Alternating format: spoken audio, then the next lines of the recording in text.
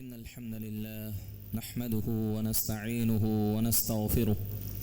ونعوذ بالله من شرور أنفسنا ومن سيئات أعمالنا من يهده الله فلا مضل له ومن يضلله فلا هادي له وأشهد أن لا إله إلا الله وأشهد أن محمدا عبده ورسوله يا أيها الذين آمنوا اتقوا الله حق تقاته ولا تموتن إلا وأنتم مسلمون يا أيها الناس اتقوا ربكم الذي خلقكم من نفس واحدة وخلق منها زوجها وبث منهما رجالا كثيرا ونساء واتقوا الله الذي تساءلون به والأرحام إن الله كان عليكم رقيبا يا أيها الذين آمنوا اتقوا الله وقولوا قولا سديدا يصلح لكم أعمالكم ويغفر لكم ذنوبكم ومن يطع الله ورسوله فقد فاز فوزا عظيما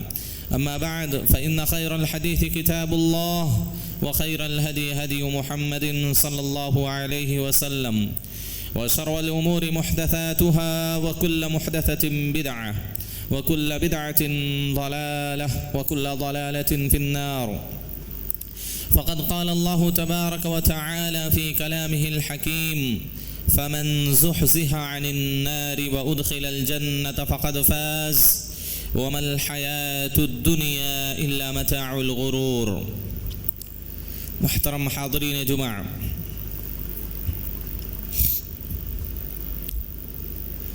انسان کا اصل ٹھکانہ اور اس کا اصل گھر جنت ہے۔ اللہ رب العالمین نے جنت کو بنانے کے بعد جب آدم علیہ السلام کو پیدا کیا اور آدم اور حوا دونوں کو جنت کے اندر رکھا، لیکن اللہ رب العالمین کی ایک نافرمانی کی وجہ سے اللہ رب العالمین نے آدم اور ان کی بیوی حوا علیہم السلام کو جنت سے نکال کر اس دنیا کے اندر بھیج دیا۔ اب یہ دنیا میں آنے کا مقصد یہ ہے کہ انسان جو اپنے اصل ٹھکانے کو حاصل کرنا چاہتا ہے، اپنے اصل گھر میں جانا چاہتا ہے، اپنے حقیقی گھر کو جو واپس جانا چاہتا ہے، اس دنیا کے اندر اس کو نیک عمل کرنا ہوگا۔ اس دنیا کے اندر اللہ رب العالمین کو راضی اور خوش کرنا ہوگا۔ اس دنیا کے اندر اللہ کی نافرمانی سے بچ کر اللہ کے مطیع و فرما بردار بندہ بننا پڑے گا، تب جا کر ہمارا ہمیشگی کا ٹھکانہ اور حقیقی ٹھکانہ جنت ہم کو حاصل ہو سکے گی۔ حاضرین گرامی، اسی بنیاد پر نبی صلی اللہ علیہ وسلم کی صحیح حدیث ہے کہ انسان، اللہ رب العالمین نے کلام مجید کے اندر فرمایا ان اللہ اشتری من المؤمنین انفسهم واموالهم بان لهم الجنہ، اللہ نے مومنوں سے ان کے مال کے بدلے، ان کی جان کے بدلے اللہ رب العالمین نے جنت کو خرید لیا۔ یعنی اگر انسان ایک مومن بندہ اپنی جان کو، اپنے مال کو، اپنی ساری چیزوں کو اللہ کے راستے میں قربان کر دے گا تو اللہ اس کے بدلے میں اس کو جنت دے گا۔ مطلب کیا ہوا؟ اس دنیا کے اندر اللہ نے جو مال دیا ہے وہ بھی اللہ کے راستے میں لگانا، اللہ نے ہم کو جو جسم دیا ہے اس کے اندر جو جان پیدا کی ہے اس جسم اور جان کے ذریعہ بھی اللہ رب العالمین کی دین کی خدمت کرنا اور اللہ کو راضی کرنا، اسی کے بدلے میں اللہ رب العالمین پھر سے ہم کو جنت میں داخل کرے گا۔ قرآن مجید کے اندر بیان کیا گیا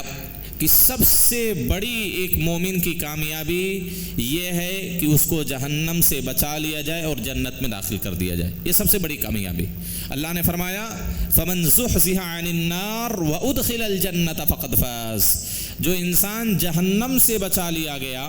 اور جنت میں داخل کر دیا گیا فقد فاز، تو انسان کامیاب ہو گیا، وہ انسان کامیاب ہو گیا۔ وما الحیات الدنیا الا متاع الغرور، اور دنیاوی زندگی صرف دھوکے کا سامان ہے۔ تو اس آیت کے اندر بھی اللہ نے کہا کہ سب سے بڑی کامیابی ایک مومن کی یہ ہے کہ وہ جہنم سے بچ جائے اور جنت میں داخل ہو جائے۔ آج کے خطبہ موضوع میں آپ کے سامنے نبی صلی اللہ علیہ وسلم کی زبانی آپ نے جن کو جنت کی بشارت اس دنیا میں سنائی کہ اگر فلاں فلاں انسان فلاں عمل کر لیں تو انسان بھی جنت میں داخل ہو جائیں گے۔ صحیح حدیث ہے، کعب بن عجرہ رضی اللہ تعالی عنہ بیان کرتے ہیں کہ اللہ کے رسول صلی اللہ علیہ وسلم نے فرمایا، الا اخبرکم برجالکم من اہل الجنہ، کیا میں تم لوگوں کو جنتی آدمیوں کے بارے میں نہ بتلاؤں، ایسے آدمیوں کے بارے میں جو جنت والوں میں سے ہیں، جو جنتی ہیں۔ آپ صلی اللہ علیہ وسلم نے اس کے بعد خود جواب دیا، النبی فی الجنہ، نبی جنت میں جائیں گے، اس میں کسی کو شک نہیں ہے۔ اس پر تمام مومنین کا، مسلمانوں کا، علماء کا اجماع ہے کہ انبیاء جتنے بھی آئے ہیں اس دنیا کے اندر، سارے انبیاء جنت میں جائیں گے، چاہے وہ ایک ہی گھنٹے ایک ہی دن کے لیے نبی کیوں نہ بنائے گئے ہوں۔ بنی اسرائیل میں آپ کو معلوم ہوگا کہ صبح میں نبی بنایا جاتا تھا تو شام میں قتل کر دیا جاتا تھا، پھر اللہ رب العالمین شام میں دوسرا نبی بناتا تو صبح میں وہ لوگ قتل کر دیتے تھے۔ تو اس طرح جو بھی نبی آیا، ایک پل ہی کے لیے اللہ نے نبوت کسی کو دی، رسالت کسی کو دی، اس دنیا میں نبی بنا کر کسی کو بھیجا تو وہ نبی جنت میں ضرور جائے گا۔ یہ اور بات ہے کہ جنت میں جس طرح مومنین کے درجات ہوں گے اسی طرح انبیاء کے بھی درجات ہوں گے۔ ہمارے نبی صلی اللہ علیہ وسلم سب سے اونچے درجے پر فائز ہوں گے جنت کے اندر بھی۔ اس دنیا میں سب سے بڑا مقام آپ کا ہے، آخرت میں بھی سب سے بڑا مقام، جنت میں بھی سب سے بڑا مقام، سب سے اونچا مقام ہمارے نبی صلی اللہ علیہ وسلم کو حاصل ہوگا۔ لیکن سارے کے سارے انبیاء جنت کے اندر جائیں گے۔ آپ نے کہا والشہید فی الجنہ،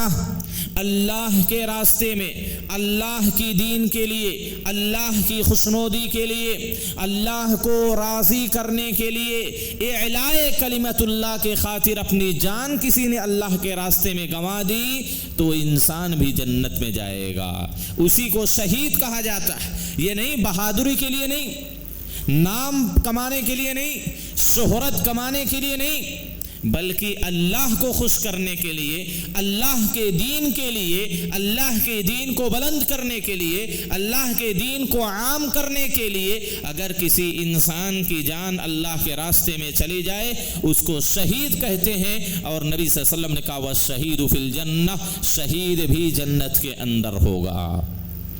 بلکہ حدیث کے اندر جو بیان کیا جاتا ہے کہ شہید کے لیے جنت میں جانے کا سب سے آسان راستہ ہے۔ بہت سارے لوگ جنت میں جائیں گے لیکن ایک شہید آدمی سب سے پہلے جنت میں جائے گا۔ حدیث کے اندر آتا ہے کہ اس کے جسم کے خون کا پہلا قطرہ زمین پر ٹپکنے سے پہلے جنت میں چلا جاتا ہو۔ اللہ رب العالمین اس کو جنت کا ٹھکانہ دکھا دیتا ہے، جہنم سے اللہ اس کو بچا لیتا ہے، عذاب قبر سے بچا لیتا ہے، اور کل قیامت کے دن اس کے سر پر تاج الوقار رکھا جائے گا۔ تو کہنے کا مطلب یہ ہے جنت میں جانے کا سب سے شارٹ کٹ راستہ اللہ کے راستے میں کوئی انسان شہید ہو جائے۔ تو الشہید فی الجنہ، شہید بھی جنت میں جائے گا۔ آپ نے کہا والصدیق فی الجنہ، صدیق بھی جنت میں جائے گا۔ یہ صدیق کون ہے؟ صدیق کا مطلب یہ ہے کہ اپنے اقوال، اپنے افعال کے ذریعہ دین کی باتوں کی تصدیق کرنا اور اس پر عمل کرنا۔ صدیق تصدیق کرنے والا، سچائی کو دکھانے والا، سچائی کو ماننے والا۔ اسی بنیاد پر ابو بکر رضی اللہ تعالی عنہ کا لقب صدیق ہے، کیونکہ انہوں نے بغیر دیکھے، بغیر سنے نبی صلی اللہ علیہ وسلم کی تصدیق کی، اور اسراء اور معراج کے واقعے کی آپ نے تصدیق کی، اسی وجہ سے آپ کا لقب صدیق ہے۔ تو اس دنیا کے اندر بھی جو دین کی باتوں کو سچا مانے، ہر اسلام کی صحیح بات کو سچ تسلیم کرے اور اپنی زندگی میں اس پر عمل بھی کرے، یہ نہیں صرف یہ سمجھے کہ ہاں نماز پڑھنا فرض ہے، نماز نہیں پڑھتا ہے، روزہ رکھنا واجب ہے، روزہ نہیں رکھتا، نہیں، ماننے کے ساتھ ساتھ اس پر عمل بھی کرے، اس کو حقیقت میں صدیق کہا جاتا ہے۔ کہ اپنی زبان کے ذریعہ دین کی تصدیق کرے، دین کو سچ مانے، اور اپنے عمل کے ذریعہ بھی اسلام کی تصدیق کرے، اسلام کی سچائی کو لوگوں کے سامنے واضح کرے اپنے عمل کے ذریعہ بھی، تو ایسا انسان بھی جنتی ہے۔ نبی صلی اللہ علیہ وسلم نے کہا وَالصِّدِّيقُ فِي الْجَنَّةِ، صدیق بھی جنت میں ہوگا۔ تو ہم میں سے ہر کوئی صدیق بن سکتا ہے، ہم میں سے ہر کوئی صدیق بننے کی صلاحیت بھی رکھتا ہے۔ اللہ نے سب کو یہ صلاحیت دی۔ اللہ نے اِنَّا هَدَيْنَاهُ السَّبِيلَ إِمَّا شَاكِرًا وَإِمَّا كَفُورًا، ہم نے انسان کو دونوں راستے دکھا دیے ہیں۔ غلط راستہ کون ہے، صحیح راستہ کون ہے، جنت کی طرف جانے والا راستہ کون ہے اور جہنم کی طرف جانے والا راستہ کون ہے، اللہ نے دونوں دکھا دیا۔ ابھی انسان چاہے اللہ رب العالمین کا شکر گزار بندہ بنے یا ناشکرہ بن جائے، اما شاکرا و اما کفورا۔ تو اللہ کے رسول صلی اللہ علیہ وسلم نے کہا الصدیق فی الجنہ، صدیق بھی جنتی ہے۔ اور صدیق کا مطلب صرف شریعت کو سچ ماننا، شریعت پر ایمان لانا نہیں ہے، بلکہ اپنی زبان سے تصدیق کرنے کے ساتھ ساتھ اپنے عمل کے ذریعہ بھی اسلام کے ارکان کی، اسلام کے احکام کی تصدیق کرنا، ایسا انسان صدیق ہے اور ایسا انسان جنت میں جائے گا۔ اسی طریقے سے اللہ کے رسول صلی اللہ علیہ وسلم نے کہا والمولود فی الجنہ، مولود بھی جنت میں ہوگا۔ مولود کون ہے؟ یعنی بلوغت سے پہلے پہلے بچپن کی حالت میں کوئی بچہ انتقال کر جائے، خاص طور پر وہ مسلمانوں کا اور مومنوں کا بچہ ہو، بچپن ہی کی حالت میں، معصومیت کی حالت میں اگر کوئی بچہ انتقال کر جائے اور وہ مومنوں کا ہو، مسلمانوں کا بچہ ہو، تو ایسی صورت میں وہ بھی بغیر حساب و کتاب کے سیدھا ڈائریکٹ جنت میں جائے گا۔ بلکہ حدیث کے اندر آتا ہے، ابو ہریرہ رضی اللہ تعالیٰ عنہ راوی حدیث ہیں، اولاد المسلمین فی جبل فی الجنہ، نبی صلی اللہ علیہ وسلم نے فرمایا مسلمانوں کے چھوٹے بچے جو بچپن میں انتقال کر جائیں وہ جنت کے اندر ایک پہاڑ پر رہیں گے، سونے کا پہاڑ ہوگا، کیونکہ جنت کے اندر سب سونے چاندی ہی کی ساری چیزیں ہوں گی، ہیرے جواہرات ہی سے ساری چیزیں بنی ہوں گی۔ تو اللہ کے رسول نے کہا کہ مسلمانوں کے بچے جو بچپن میں انتقال کر جاتے ہیں وہ جنت کے اندر ایک پہاڑ پر ہیں، یغفلہم ابراہیم و سارہ، اس دنیا کے سب سے بہترین شخصیت ابراہیم علیہ السلام جو اللہ کے دوست ہیں، جو ابو الانبیاء، انبیاء کے باپ کہلاتے ہیں، ابراہیم اور ان کی بیوی سارہ رضی اللہ عنہا، یہ دونوں جنت کے اندر ایسے بچوں کی کفالت اور پرورش کریں گے، ان کی دیکھ بھال کریں گے جو بچپن میں مسلمانوں کے بچے انتقال کر جاتے ہیں۔ ذرا سوچئے، ان کے دنیاوی باپ اور ماں سے بہتر ماں باپ ان کو ملیں گے۔ اس دنیا کے اندر جن ماں باپ کے بچے انتقال کر جاتے ہیں، کوئی ضروری نہیں کہ وہ اچھی تربیت کر کے اپنے بچے کو متقی اور پرہیزگار بنا سکے، کوئی ضروری نہیں ہے، کوئی گارنٹی نہیں ہے، لیکن جنت کے اندر سب سے متقی، سب سے پرہیزگار، سب سے افضل شخصیت اللہ کے خلیل، اللہ کے دوست اور ان کی بیوی جنت کے اندر ایسے بچوں کی پرورش کریں گے، جنت کے اندر ایسے بچوں کی دیکھ بھال ابراہیم اور سارہ علیہم السلام کیا کریں گے۔ یہ تو خوش نصیبی کی بات ہے۔ اسی بنیاد پر کہا گیا ہے کہ جب اللہ رب العالمین کسی کے محبوب کو چھین لے تو اس پر صبر کرنا چاہیے، اس پر صبر کا مظاہرہ کرنا چاہیے، جزا فضا نہیں کرنے چاہیے۔ اگر صبر کریں گے تو اس دنیا کے اندر بھی اللہ اولاد کی صورت میں اور نعمت آپ کو دے سکتا ہے، اور اس بات پر خوش ہونا چاہیے کہ ہم سے بہتر انسان ابراہیم علیہ السلام جنت کے اندر میرے بچے کی کفالت کر رہے ہیں۔ حدیث کے اندر آتا ہے فَإِذَا كَانَ يَوْمُ الْقِيَامَةِ دُفِعُوا إِلَىٰ آبَائِهِمْ، جب قیامت کا دن برپا ہوگا، جب قیامت کا دن ہوگا تو ان بچوں کو ان کے باپ کے حوالے کر دیا جائے گا۔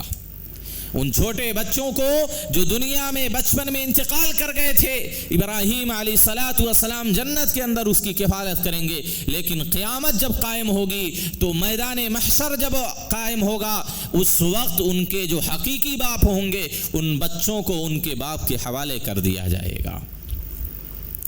لہذا نبی صلی اللہ علیہ وسلم نے اس حدیث کے اندر بیان کیا والمولود فی الجنہ، مولود بھی جنتی ہے۔ اسی طریقے سے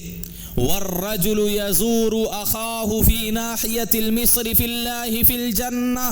وہ آدمی بھی جنتی ہے جو اپنے بھائی سے شہر کے کنارے میں دور دراز سفر کر کے اپنے بھائی سے اللہ کی خاطر اس کی زیارت کرتا ہے، اللہ کی خاطر اس سے ملنے جاتا ہے، اس سے ملاقات کرنے جاتا ہے، اللہ کی خاطر۔ محبت اللہ کے لیے، بغض اللہ کے لیے بھی ہونا چاہیے۔ اسی طرح ایک مومن بندہ شہر کے کسی کنارے میں رہتا ہے، دوسرے شہر میں رہتا ہے، دور دراز رہتا ہے، لیکن اس بنیاد پر ایک مومن بندہ اس مومن سے ملاقات کرنے جاتا ہے کہ وہ اللہ پر ایمان رکھتا ہے، آخرت پر ایمان رکھتا ہے، ایک متقی پرہیزگار بندہ ہے، اللہ کے خاطر، اسلام کے خاطر ایک آدمی اس سے محبت کرتا ہے اور اس محبت کو قائم رکھنے کے لیے اس کی زیارت کرنے جاتا ہے، اس سے ملنے جاتا ہے، اس سے ملاقات کرنے جاتا ہے، ایسا آدمی بھی جنتی ہے، یہ آدمی بھی جنت میں ہوگا۔ یہ نبی صلی اللہ علیہ وسلم کی صحیح حدیث ہے، الرجل یزور اخاہ فی ناحیۃ المصر فی اللہ، ایک آدمی جو اللہ کے خاطر، اللہ کے لیے شہر کے دوسرے کنارے پر دور دراز سفر کر کے اپنے بھائی کی زیارت کے لیے جاتا ہے، اس سے ملاقات کرنے جاتا ہے، یہ جنت میں جانے کا سبب ہے۔ کسی دنیاوی غرض کی بنیاد پر نہیں کہ ہمارا مقروض ہے، اس سے پیسہ لینا ہے، دینا ہے، اپنا دنیاوی کوئی مقصد ہے، کوئی مفاد ہے، کوئی فائدے کے لیے وہاں پر جا رہا ہے، ایسا نہیں، بلکہ صرف اللہ کی خاطر ایک مومن بندہ ہے، ایک متقی بندہ ہے، اور اسلامی اخوت، اسلامی بھائی چارہ قائم کرنے کے لیے وہ انسان ایک دوسرے مسلمان سے جا کر ملتا ہے، ملاقات کرتا ہے، اس کی زیارت کرتا ہے۔ اس بنیاد پر اتنا نیک عمل ہے کہ اللہ کے رسول نے کہا ایسا انسان جنت میں جائے گا۔ لیکن ہم لوگ کیا ہے، ہمارا جو سفر دور دراز کا ہوتا ہے وہ اپنے خاص مقصد کے لیے، اپنی دنیاوی کام کے لیے، اپنے مفاد کے لیے، اپنے فائدہ حاصل کرنے کے لیے، کسی کام کو نکالنے یا نکلوانے کے لیے ہم دور دراز کا سفر کسی دوسرے کے پاس کر جاتے ہیں۔ لیکن اللہ کے خاطر کسی مسلمان کی زیارت کرنا یہ بہت نیک عمل ہے، بلکہ حدیث کے اندر آتا ہے، اللہ کے رسول صلی اللہ علیہ وسلم بیان کرتے ہیں، راوی حدیث انس بن مالک رضی اللہ تعالی عنہ ہے، کہتے ما من عبد اتی اخاہ یزور فی اللہ، جب بھی کوئی مسلمان بندہ کسی مسلمان کی زیارت اللہ کے لیے کرتا ہے، اللہ کے خاطر اس سے ملنے جاتا ہے تاکہ اسلامی محبت، اسلامی بھائی چارہ ہمارے درمیان قائم رہے، کوئی دنیاوی فائدہ نہیں، صرف اللہ کے لیے اسلامی محبت کو قائم رکھنے کے لیے جب زیارت کرنے، ملاقات کرنے کے لیے نکلتا ہے، الا ناداہ ملک من السماء، آسمان کا ایک فرشتہ ندا لگاتا ہے، آسمان کا ایک فرشتہ پکارتا ہے، ان طبت وطابت لک الجنہ،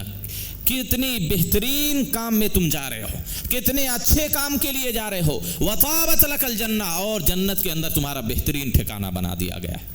جنت کے اندر تمہارا اچھا ٹھکانہ ہے۔ وَإِلَّا قَالَ اللَّهُ فِي مَلَكُوتِ عَرْشِهِ، اور رب العالمین اپنے ملائے اعلیٰ میں، اپنے عرش کے درمیان جو فرشتے وہاں بیٹھے رہتے ہیں،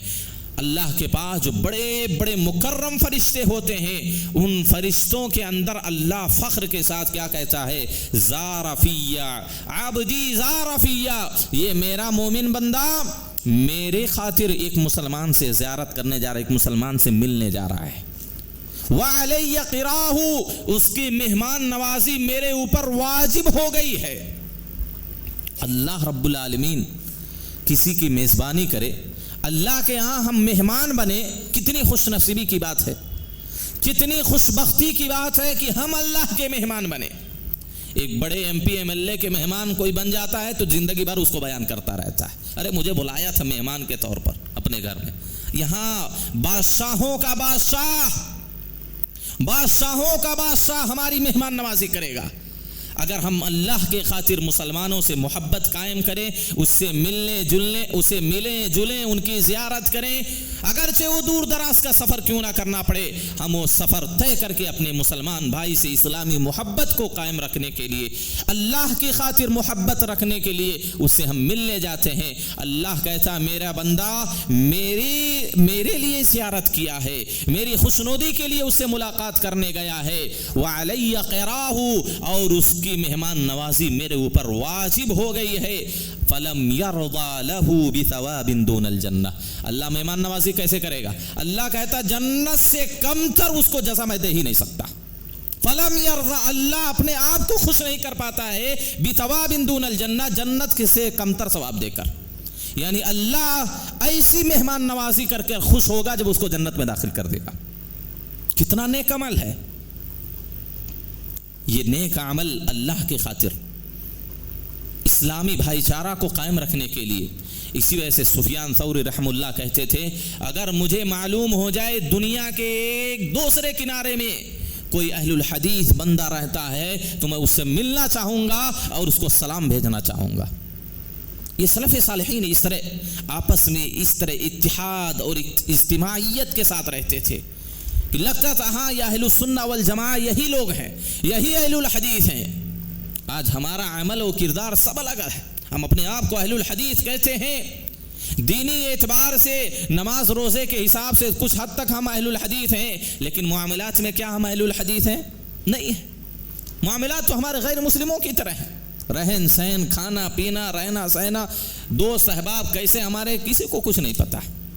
اس کا عقیدہ کیا ہے، اس کا دین کیا ہے۔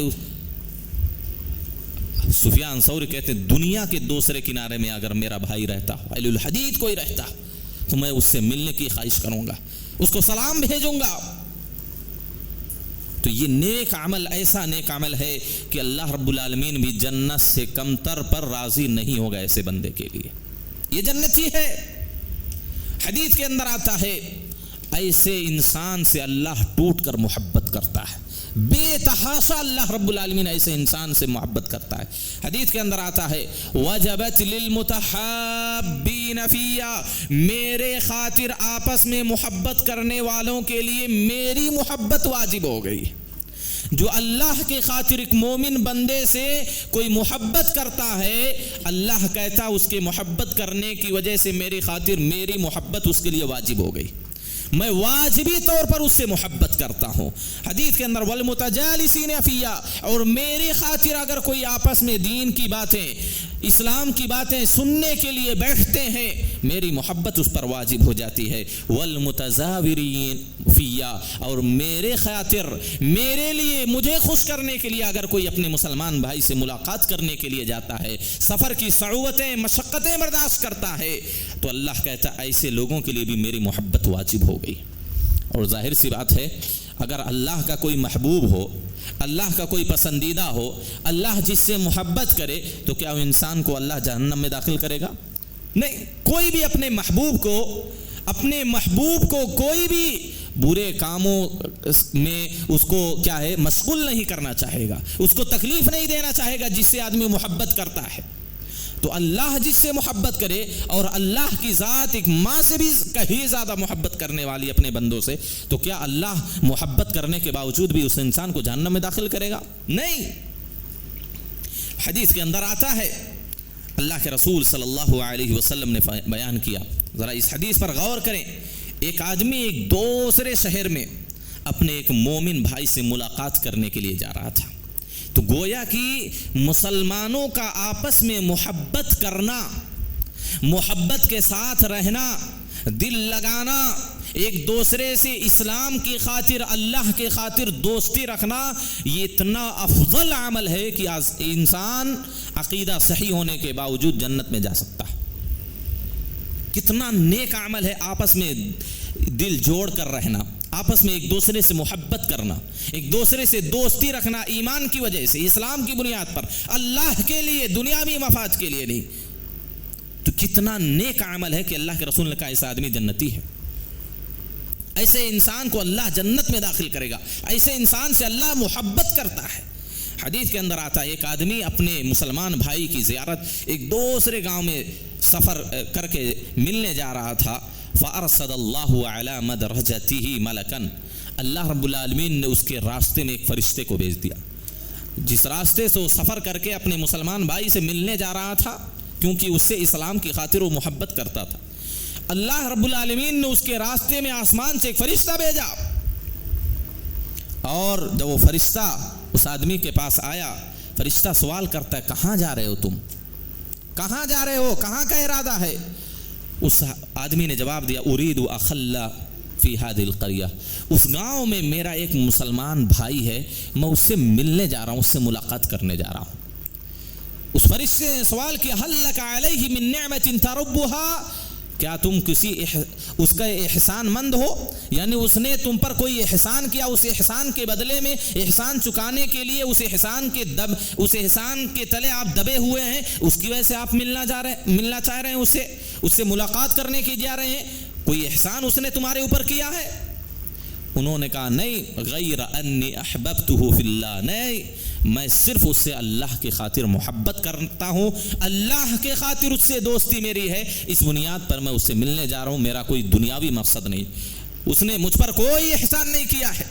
میں اللہ کی خاطر اس سے محبت کرتا ہوں، اور اس محبت کے خاطر اللہ کو خوش کرنے کے لیے میں اپنے مسلمان بھائی سے ملنے جا رہا ہوں.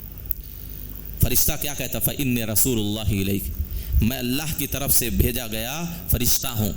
مجھے اللہ نے تمہارے اس راستے پر بھیجا ہے، یہ تمہاری ادا، تمہارا چلنا، اپنے مسلمان بھائی سے ملاقات کے لیے جانا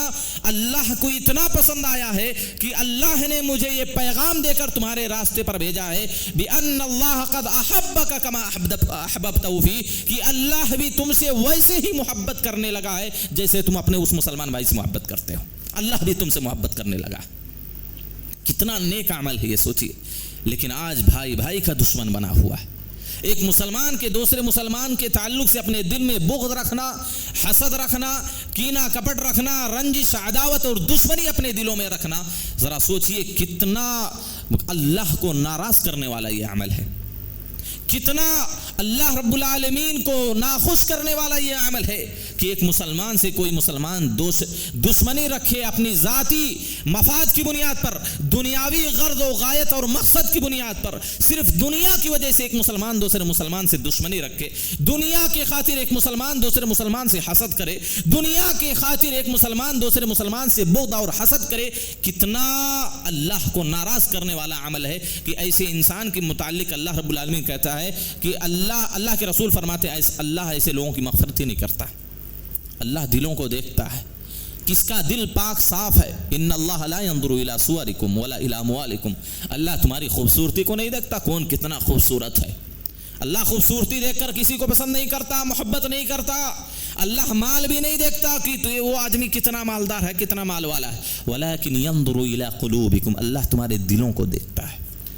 اللہ ہمارے دلوں کو دیکھتا ہے. ہمارا دل جتنا پاک صاف ہوگا اللہ کے بندوں کے لیے، اللہ اتنا ہی محبت ہم سے کرے گا، اللہ اتنی ہی ہم کو نیکیوں کی توفیق دے گا، اللہ اسی کے مطابق ہم سے راضی اور خوش ہوگا. ہمارا دل پاک صاف ہونا چاہیے، ہمارا دل پاک صاف ہونا چاہیے ہر طرح کی برائی سے،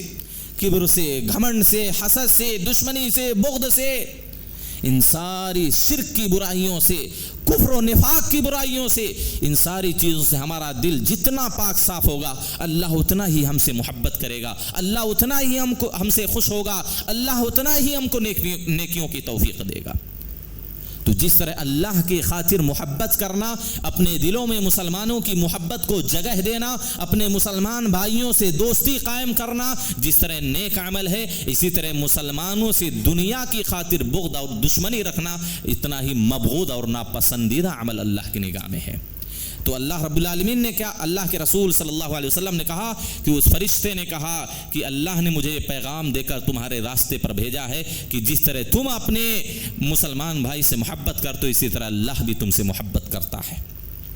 اسی طریقے سے بلکہ حدیث کے اندر یہاں تک آتا ہے المتحابون فی جلالی، جو میرے لیے آپس میں ایک دوسرے سے محبت اور دوستی کرتے ہیں، قیامت کے دن اللہ رب العالمین روشنیوں کا جو مینار لگا ہوگا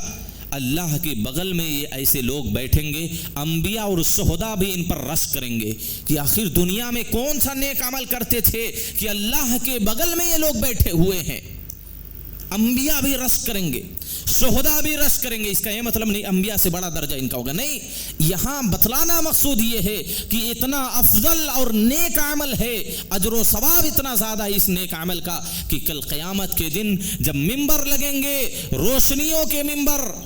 ہیرے جواہرات کے ممبر، اللہ رب العالمین ایک طرف ہوگا اور اللہ کے بغل میں ایسے بندے ہوں گے جو اللہ کے خاطر اپنے مسلمان بھائیوں سے محبت کرتے ہیں۔ ایک فائدہ بتلاتا ہوں آپ کو۔ ایک فائدہ کیا ہے؟ جب آپ کسی مسلمان بھائی سے اللہ کی خاطر محبت کریں، اللہ کی خاطر اس سے دوستی رکھیں، تو آپ سامنے والے کو بتلانا چاہیے کہ میں اللہ کی خاطر تم سے محبت کرتا ہوں، اللہ کی ذات کے لیے میں تم سے دوستی کرتا ہوں، کوئی دنیاوی مقصد نہیں میرا۔ حدیث کے اندر آتا، انس بن مالک رضی اللہ تعالی عنہ بیان فرماتے ہیں کہ ایک مرتبہ ایک آدمی اللہ کے رسول صلی اللہ علیہ وسلم کے پاس سے گزرا، اور نبی صلی اللہ علیہ وسلم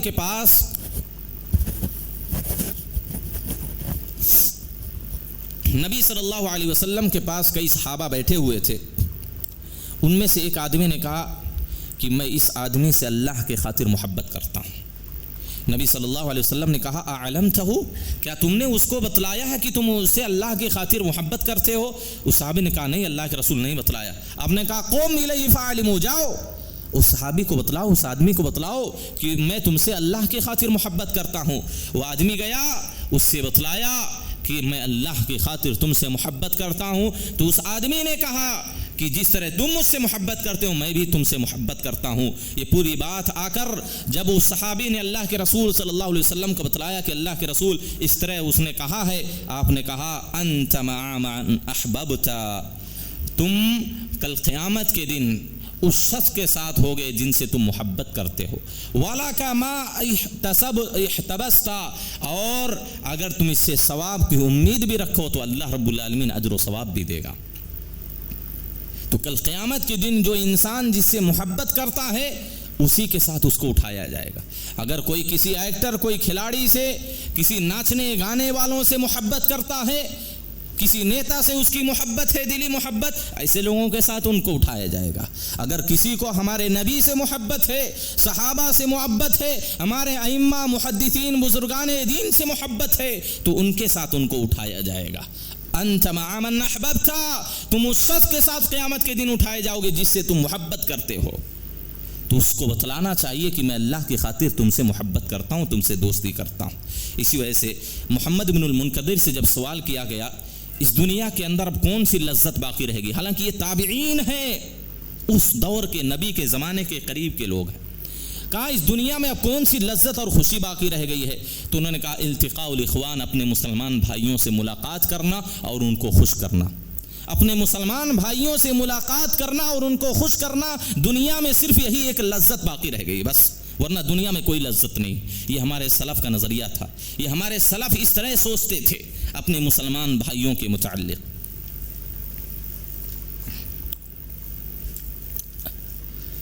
حضرین گرامی، تو حدیث کا ایک ٹکڑا ہم نے بیان کیا۔ نبی صلی اللہ علیہ وسلم نے اس حدیث کے اندر کون سے مرد حضرات جنتی ہیں وہ بیان کیا جو ہم نے آپ کے سامنے ذکر کیا، اور کون سی عورتیں جنتی ہیں اس حدیث کے آخری ٹکڑے میں آپ صلی اللہ علیہ وسلم نے بیان کیا۔ مختصر بات کر کے بات کو ختم کرتا ہوں۔ نبی صلی اللہ علیہ وسلم نے سب سے پہلی چیز کیا بیان کی؟ الا اخبرکم بنسائکم من اہل الجنہ، کیا میں ایسی عورتوں کے بارے میں نہ بتلاؤں جو جنتی ہیں؟ جنت والی عورتوں کے بارے میں تم کو نہ بتلاؤں؟ آپ نے کہا الودود، جو اپنے شوہروں سے خوب خوب محبت کرتی ہیں، اپنے شوہروں سے خوب محبت کرتی ہوں، یہ عورت بھی جنتی ہے۔ اس کا مطلب یہ نہیں کہ اس کا ایمان عقیدہ درست نہیں، موحدہ عورت ہو اور دین کے سارے کام کرنے کے ساتھ ساتھ اپنے شوہر سے، اپنے خاوند سے خوب محبت کرتی ہو۔ الولود، دوسری چیز کیا بتلائی؟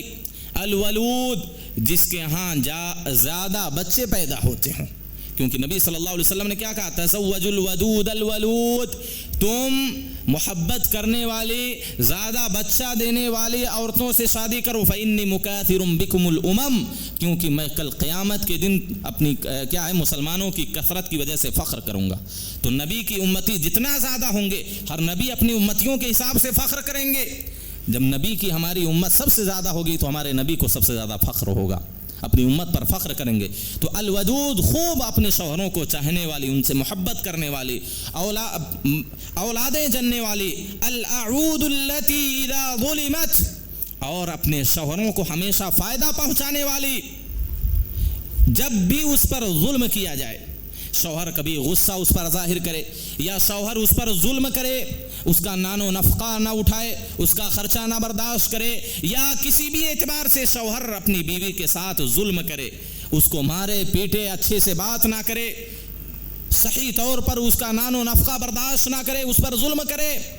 تو بیوی کیا کہے اپنے شوہر سے؟ ہذہ یدی فی یدک، یہ میرا ہاتھ تمہارے ہاتھ میں ہے، لا اذوق غمضا حتی ترضی، میں اس وقت تک سوؤں گی نہیں، آرام نہیں کروں گی جب تک کہ تم مجھ سے راضی نہ ہو جاؤ۔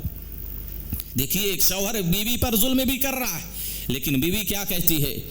کہ میں تمہاری ملکیت میں ہوں، میں تمہاری بیوی ہوں، تم مجھ پر ظلم کر رہے ہو ٹھیک ہے، مجھ پر غصہ ہو ٹھیک ہے۔ وہ اپنے شوہر کو راضی کرنے کے لیے اپنی دنیاوی عیش و آرام چھوڑ دے، کہتی